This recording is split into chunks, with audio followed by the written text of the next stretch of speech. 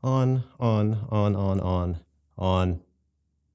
Oh, hello.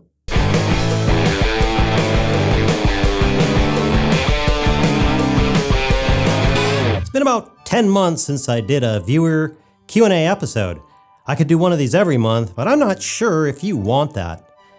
Leave a comment below if you do. So let's roll with a plethora of random comments and questions. What's a plethora? A large or excessive amount of something.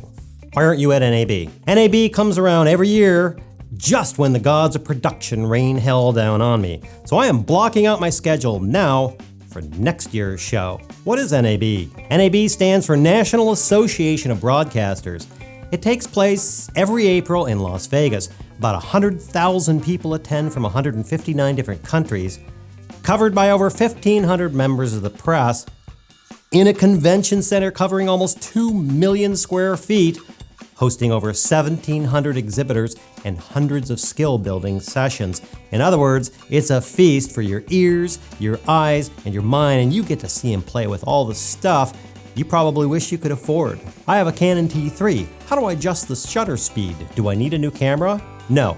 Keep the camera, adjust the shutter speed using the dial knob on the top. It still isn't working. Wait, did you say T3i? No, it's a T3, not a T3i. Oh, it already shuts the shutter speed to 50 when you're shooting at 25 frames per second. It should be fine, and you can adjust the shutter speed on the T3. But I want to set the shutter speed. Do I need a new camera? Yes, get a new camera. Will these DIY fluorescent bank lights flicker at 1/50th of a second shutter speed? No, I ran the shutter speed up to 500 and beyond and there was no flicker. That's why you want lights with an electronic ballast. On your DIY jib, these inches are killing me. Can you make a new one with centimeters? This video has been around for about 3 years and I've been meaning to remake this one if I ever get the time. When I do, I for sure will include metric measures. I was gonna purchase the Amazon lights for the DIY bank light on Amazon, and it's like over 200 bucks. Tell me about it.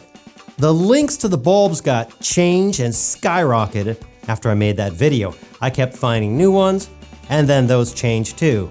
I finally put the links in the video to the ones from Lowe's, which are like 8 bucks for 2. I wanna make money filming. Should I consider the adult industry? I think doing corporate videos would be better, sir. Nesting in Premiere Pro is cool. What about Final Cut Pro X? DIY Camera Guy answered this in a comment as follows. Razor blade the portion of the video you want to punch in on, highlight all the video letters, and scale them. You can also move the center point for a little extra pizzazz. How do I render videos for YouTube? I covered that in episode 104 called My YouTube and Video Render Settings. A link is in the description below. This is probably the best how-to green screen video on YouTube. You should mark the sections. I keep a lot of info in the description area on my YouTube videos. For example, here's my green screen video, and when I click Show More, you can see I've included links to all the products mentioned, the episodes mentioned, and links to all the different subjects covered in the video. Just click on any one of these time markers and it will take you to that point in the video. My T3i only records for 10 minutes and it's frustrating. Your T3i should record up to 30 minutes or about 4 gigabytes of data. You need a larger card or the card is cheap. A card rating of 10 is great, 4 sucks, and I found it will shut down on you. If that doesn't fix it, send it back to Canon as it's defective. Canon is really good about fixing stuff, and your camera will come back clean and adjusted. Was your DIY solar power April Fool's video a joke? Yes. Can you show us those computer specs? On my green screen video, I mentioned that I render fast because I had 24 cores, and I got a ton of comments asking me about the specs. 2 overclock 4 GHz Intel Xenon processors, 24 cores, 144 gigabytes of memory, 2 4 gigabyte NVIDIA graphics card, a 500 gigabyte SSD boot drive, a 500 gigabyte SSD work drive, 9 terabytes of storage drives, thousands of terabytes of storage on a gigabit network, 3 23-inch Samsung monitors, a crap ton of ports and connectors, Logitech wireless mice and keyboards, and a bunch of other goodies that I can't even name, so please don't ask me anything about this tech stuff. This was built by my IT guys, and I am not a computer tech spec person. That computer is the one I use for work productions, not this channel. Everything I use on this channel is not what I use for production work. Although it might be interesting to see equipment that costs hundreds of thousands of dollars, I don't see how that's useful to people who watch this channel. By survey, most of the people who watch this channel use desktop or laptop computers, maybe a couple $1,000s.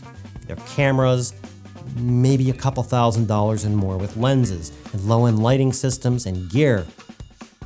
If I'm gonna help you become better at filmmaking, then I figure I need to do it with the gear you have, not the gear you don't have.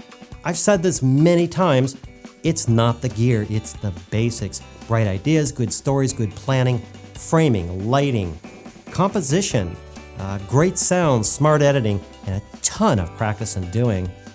These are the things that make you better and make your videos and films shine.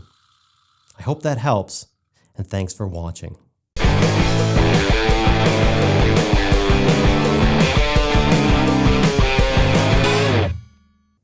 2 overclocked 4 GHz Intel Xenon processors, 24 cores, 100, a bunch of ports and connectors and stuff, and other stuff that you connect with other stuff, and some of them have wires and some of them don't. Oh.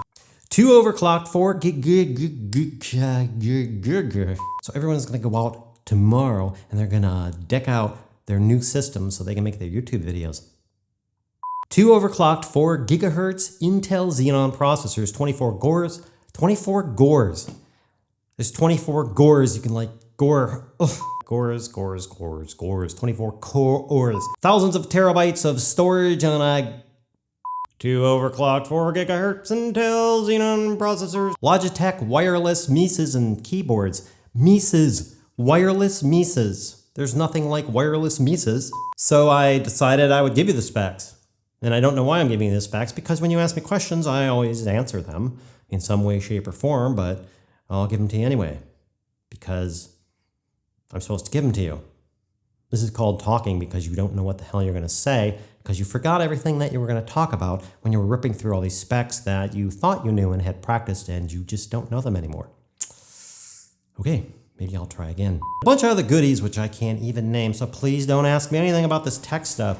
This was built by my IT guys, and I am not a computer tech spec person, you know. That should be obvious I'm not.